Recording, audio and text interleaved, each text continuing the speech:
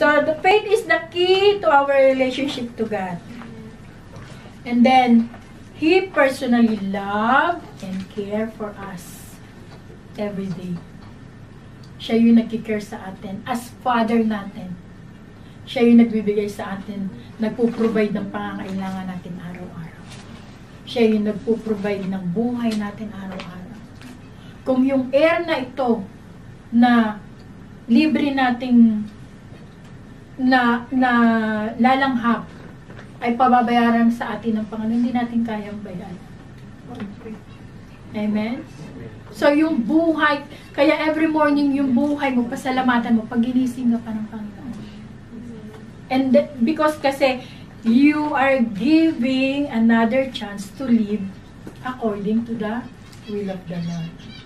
So, every morning na nagising ka, pasalamatan mo si Lord sa another life, sa another strength na bibigay niya sa iyo.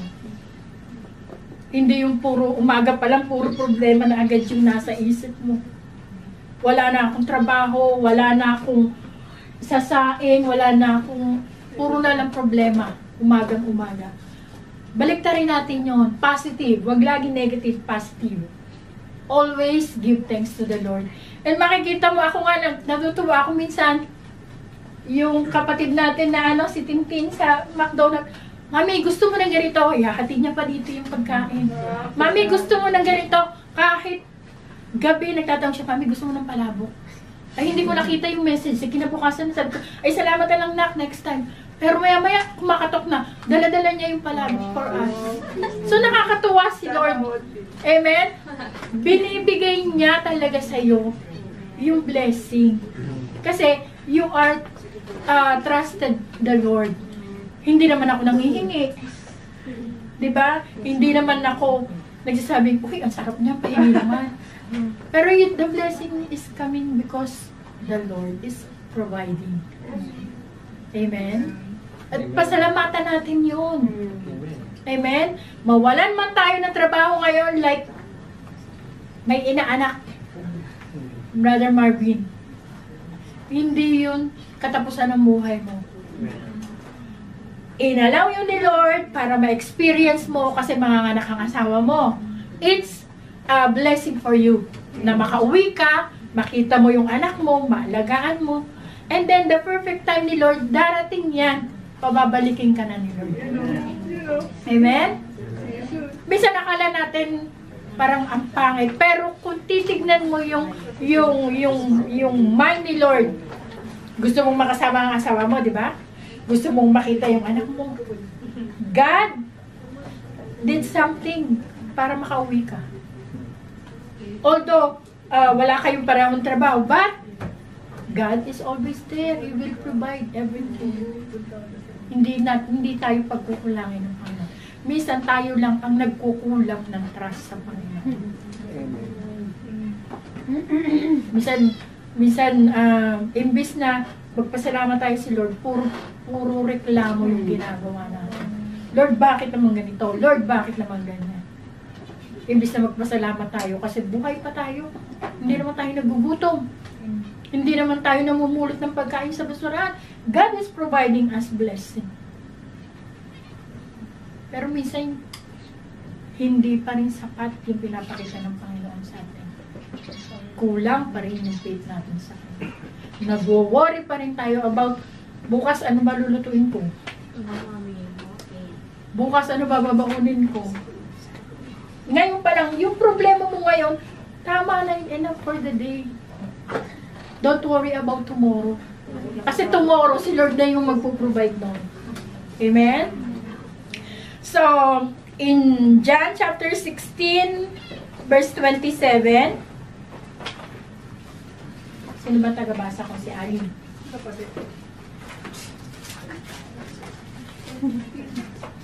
John 16, verse 27. John 16, 27, sabi sa Tagalog, mahal kayo ng Ama sapagkat ako'y minahal nyo at naniwala kayo na ako'y nagmula sa Diyos. Amen. Sabi dito, Amen.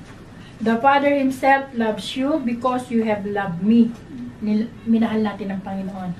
And have believed that I came from God.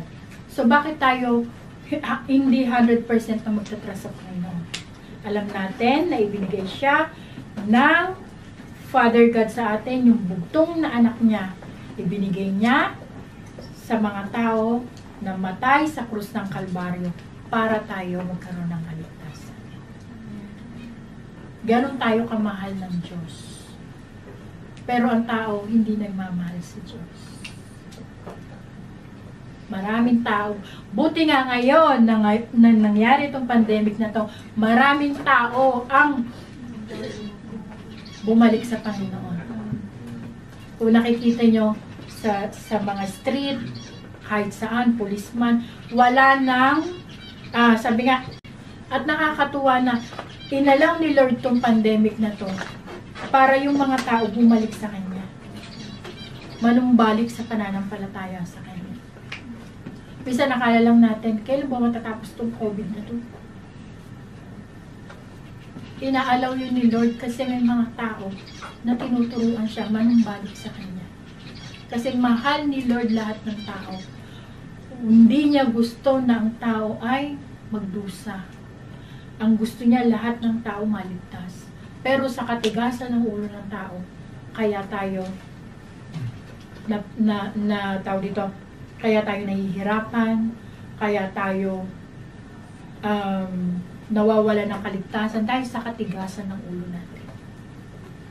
Na sinabi ni Lord, diretso ka lang. Gusto ko, Lord, dito sa kaliwa eh. Diretso ka lang. Lord, gusto ko dito sa kanan. Kaya tayo hindi nakakasunod ng 100% sa Panginoon. Kasi yung gusto natin, yung will natin, yun yung gusto natin. Pero kung susundin lang natin yung diretsong daan sa Panginoon, makikita nyo kung paano kumilos sa Lord sa buhay natin. So, why na mag-worry tayo at mag-i-stress sa buhay natin? Eh ano kung wala tayong trabaho? God is there. I know that God will provide. Eh ano kung 30% na lang yung salary ko? At least may 30% ka pang matatanggap. Pasalamat ka sa Diyos. Yung iba nga nawawala ng trabaho. Pero ikaw 30%. At least meron kang makukuha. Amen? May kanya-kanya tayong pinagdadaanan. But we need to trust the Lord. We need to trust the Lord 100%. Amen? So, in Psalms 55 verse 22, Psalms 55 verse 22 sa Tagalog. May galak kay Yahweh iyong suliranin. Aalalayan ka at ipagtatanggol rin. Ang taong matuwid, di niya bibiguin. Amen. Sabi niya dyan, cast your cares on the Lord, and He will sustain you. Amen. He will never let the righteous fall. Righteous po ba tayo? Amen. So sabi niya, cast all your cares. Cast all your burdens, your heaviness, your weariness. Cast to the Lord. Give it to the Lord. And He will sustain us. Kasi yung pagmamahal sa atin ni Lord nandun. Minsan tayo lang yung lumalayo sa Diyos. Tayo lang yung nagdududa kung kaya bang gawin to ni Lord sa buhay natin. Bakit hindi natin ibigay 100% yung trust and faith natin sa Panginoon? And you will see the goodness of the Lord sa buhay natin. Amen? And so sabi nga yung our present short-term difficulties, ito nga yung nararanasan natin ngayon. dinidevelop yung faith natin sa Panginoon. Kasi wala na tayo ibang aasahan. Pwede ba namin, Brother Dominic, ikaw nga yung magbili sa amin ng bigas araw-araw, ng ulam araw-araw.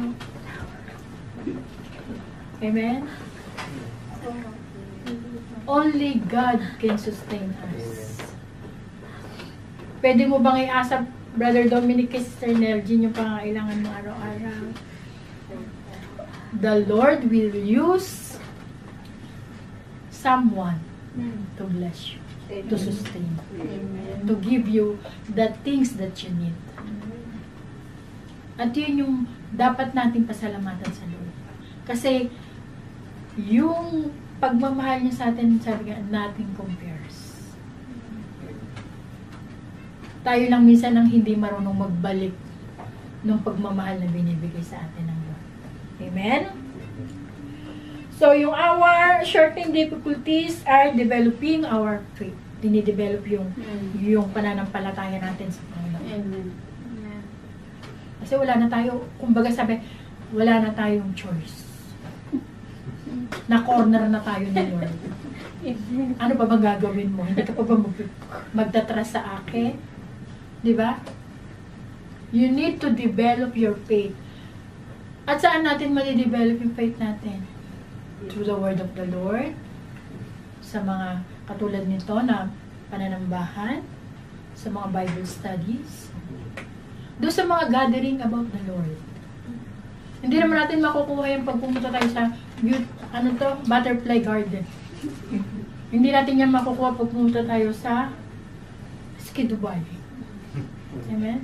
Makukuha natin yan doon sa salita ng Panginoon. So we need to trust the word of the Lord. Kasi yung salita ng Panginoon is buhay. Yan ang buhay natin. Amen? Amen. Yang salita na yan ay buhay at nagbibigay buhay sa mga tao. Lalo na dun sa mga taong patay pa sa pananampalataya. Kaya tayo nandito dahil tinawag tayo ni Lord, hindi para magsama-sama tayo lang. We need to do our part na mag-win tayo pa ng soul. Kaya minsan natutuwa ako dun sa mga, even may lockdown, even may curfew, nagko-continue pa rin silang mag-evangelize. Because the people needs the Lord, lalong-lalo na sa panahon na dinadanas natin ngayon. So, develop yung ating faith, yung ating humility, natututo tayong mag-humble, natututo tayong magpakumbaba. Amen? Kasi nga mga tao ma-pride eh. Amen? Yung patience natin. Maraming tao, ito ang kulang. Hindi marunong maghihintay kung ano yung gusto ng Panginoon. Minsan, yung gusto natin gawin ng Lord sa atin. Amen? So, dinidevelop yung ating faith, yung ating humility, yung ating patience, and yung compassion. Hindi para lang sa pamilya natin, kundi para sa lahat ng tao. Kung nakikita natin yung mga ibang tao na nangangailangan sa Lord, na naghihirap, we can help them through prayers. Hindi man natin sila mabigyan physical na kanilang pangangailangan, but through prayers, kaya silang abutin ng Panginoon. And yun ang the best na help na magagawa natin para sa lahat ng tao. Amen? Amen. And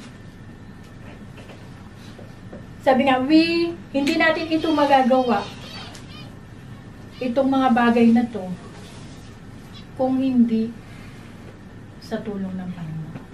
So we need the Lord. Si Lord lang talaga ang kailangan natin, hindi yung mga material na bagay sa mundo. Because everything will pass away. Lahat yan, kahit tayo mapapass away. But the word of the Lord will remain forever. Amen? So, kailangan natin mag-stay close to the Lord and let the Lord guide you in everything you will do. Sa lahat ng gagawin natin, hingin natin sa Lord yung guidance niya. Amen? Lord, ano ba yung gagawin ko? Guide me. Kasi minsan tayo, sa sobrang busy na natin, nakakalimutan na natin si Lord. Sa sobrang busy natin, minsan nakakalimutan na natin mag-pray sa Panginoon. Totoo po ba? So, we need to ask the guidance of the Lord. We need to ask the Holy Spirit to guide us because the Holy Spirit is the one who's always teaching us. Amen? Siya yung ating kabadi-badi. Amen? So, stay close to the Lord and let Him guide you. And in Proverbs chapter 3, verse 5 to 7, dito tayo magtatapos. Proverbs 3. 5 to 7. Proverbs 3, 5 to 7. 5. Sa Tagalog po, kay Yahweh ka magtiwala, buong puso at lubusan, at huwag kang mananangan sa sarili mong karunungan.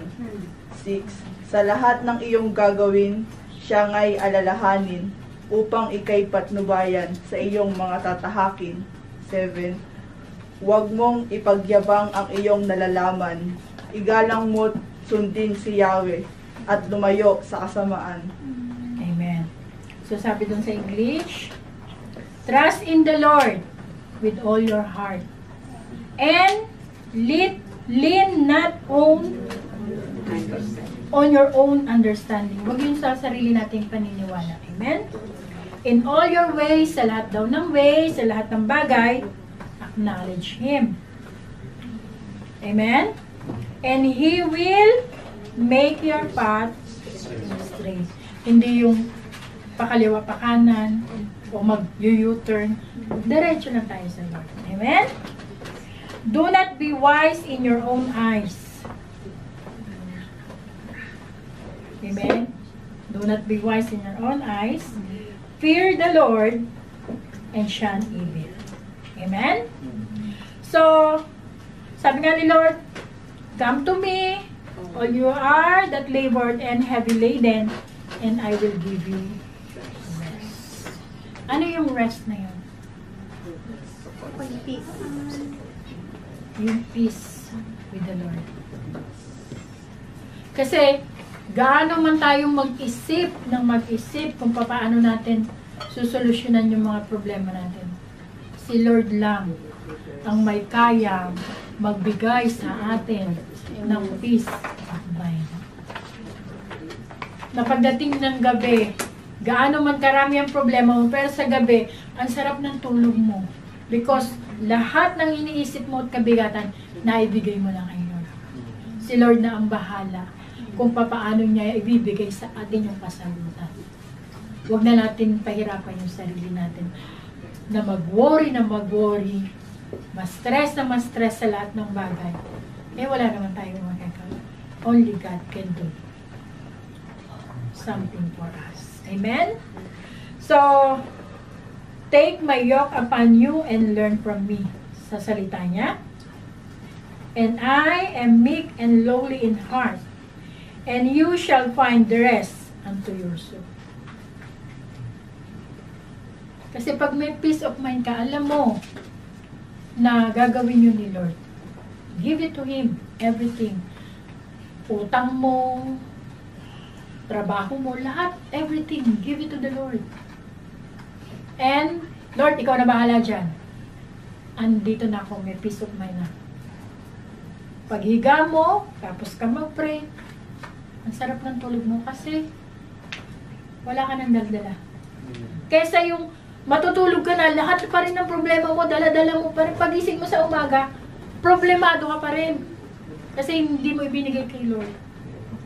So, give your worry and stress, And you will overcome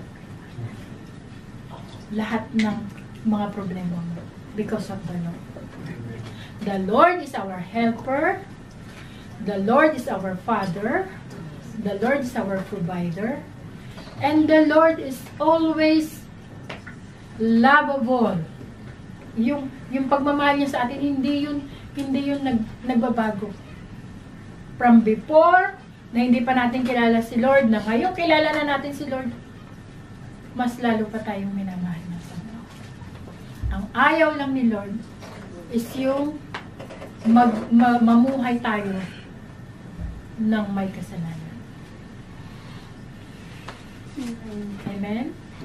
Doon nawawala ang pagmamahal ng Lord sa atin. But kahit minsan nagkakasala na tayo, binibigyan pa rin tayo ni Lord ng chance to repent and turn away from that sin and from that wickedness and change for the better. Amen? Amen. So, na-overcome na ba natin yung ating worriness and trials and yung ating mga stress sa buhay? Kasi pag na-stress ka, magkaka-wrinkles ka lang. Amen? So, kaya ang mga Kristiyano, sabi nga nila, ang mga Kristiyano ay hindi tumatanda. Amen. Lagi silang baby face. Because wala silang iniisip na problema kasi binibigay na nila lahat sa Panginoon. Amen? Amen. So, love the Lord with all our heart.